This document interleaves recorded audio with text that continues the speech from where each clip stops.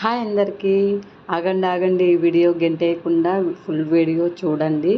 నేను చేసిన ఈ కర్రీ ఎలా ఉందో కామెంట్ చేయండి. అలాగే మీరు కూడా ట్రై చేయండి. కర్రీ ఎలా వచ్చిందో కామెంట్ బాక్స్లో కామెంట్ చేయండి. రాయలసీమ స్టైల్లో నేను క్యాబేజీ ఫ్రై చేస్తున్నాను. దానికోసం ముందుగా మనం శనగ్గింజల పొడి తయారు చేసుకోవాలా. శనగ్గింజల పొడి అంటే రాయలసీమలో ప్రతి ఒక్క ఫ్రైలో శనగ్గింజల పొడి వేస్తారు. ప్యాన్ పెట్టుకొని కొద్దిగా ఆయిల్ వేసుకొని ఒక హాఫ్ కప్ అండి మినపప్పు తీసుకోండి. అదే కప్పుతో పచ్చెనగపప్పు తీసుకోండి. కొద్దిగా జీలకర్ర, కొద్దిగా ధనియాలు, కొద్దిగా వాము, మీకు కారం సరిపడా ఎండుమిరపకాయలు, ఇవన్నీ బాగా ఆయిల్లో సిమ్లో పెట్టుకొని ఫ్రై చేసుకున్న తర్వాత బాగా పక్కన తీసి పెట్టుకోండి. చల్లగా చల్లారిన తర్వాత అదే ప్యాన్లో కొద్దిగా ఆయిల్ వేసుకొని శనగ్గింజలు ఉంటాయి కదండి, శనగ్గింజలు సిమ్లో పెట్టుకొని ఫ్రై చేసుకోండి. ఎందుకంటే అవి పైన తొందరగా మాడిపోతాయి, లోపలైతే ఏగవు సరిగా.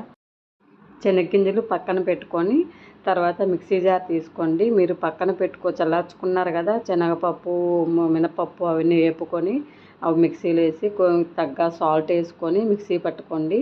కచ్చాపచ్చా మెదిగిన తర్వాత వెల్లుల్లి కొద్దిగా, తెల్లగడ్డలు అయితే చాలా వేయాలండి, గుర్తుపెట్టుకోండి. తెల్లగడ్డలు కొద్దిగా చాలానే వేసి తెల్లగడ్డలు ఈ శనగ్గింజలు వేసి మెత్తగా పొడి మాదిరి చేసుకోండి. ఎందుకంటే ఇది నిలవ ఉంటుంది కాబట్టి ఒక 20 రోజులైనా పాడవకుండా ఉంటుంది కాబట్టి మీరు మిక్సీ పట్టుకున్న తర్వాత ఒక 5 నిమిషాలు బాగా చల్లారనివ్వండి. చల్లారిన తర్వాత ఒక డబ్బాలో స్టోర్ చేసుకోండి. ఒక 20 రోజులైతే పాడవకుండా, వాసన రాకుండా ఎంతో పనికి పాడు వెళ్ళి వస్తారు కదండి, అప్పుడు తొందరగా కర్రీ చేయాలా, పొడి చేసుకోవాలంటే టైం ఉండదు.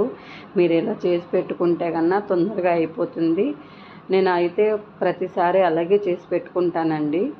ఇప్పుడు అదేవిధంగా ఒక ప్యాన్ తీసుకొని కొద్దిగా ఆయిల్ వేసుకొని తాలింపు గింజలు ఉన్నాయి కదా, తాలింపు గింజలు, కరివేపాకు, ఎర్రగడ్డ అన్నీ వేపుకోండి. వేగిన తర్వాత కొద్దిగా ఉప్పు, పసుపు వేసి అలాగే క్యాబేజీ కట్ చేసుకొని శుభ్రంగా కడిగి పక్కన పెట్టుకున్న క్యాబేజీని వేసి సిమ్లో పెట్టుకొని ఫ్రై చేయండి. కొద్దిగా ఆయిల్ అయితే ఎక్కువ పట్టదండి ఫ్రైలకి. మీరు ఫ్రైలకి ఎక్కువ ఆయిల్ పడుతుంది అనుకుంటారు, ఫ్రైలకి ఆయిల్ అయితే ఎక్కువ పట్టదు. సిమ్లో పెట్టుకొని మధ్య మధ్యలో కలుపుతూ ఉండండి, బాగా కుక్ అయిపోతుంది. వెజిటేబుల్ కాబట్టి ఫుల్ కుక్ కావాల్సిన అవసరం లేదు. మీరు ఒకసారి చెక్ చేయండి. అట్లా చేతితోలాగా నలిపితే మెత్తగా నలిగిపోతుంది. ఆ టైంలో కొద్దిగా మీకు ఎంత కావాలో పొడి అంతా వేసేసుకొని కలిపేసుకొని పక్కన తీసేసుకోండి. అలాగే ఈ వైట్ రైస్, వేడి వైట్ రైస్లో పొడి కొద్దిగా వేసుకొని అలాగే నెయ్యి వేసుకొని ఫ్రై పెట్టుకొని, ఫ్రై అంటే మీరు ఏ ఫ్రై చేసినా సరే అండి, ఆల్రెడీ పొడి ఉంటుంది కాబట్టి ఎంతో బాగుంటుంది, చాలా బాగుంటుంది. ఒక్కసారి అయితే ట్రై చేయండి.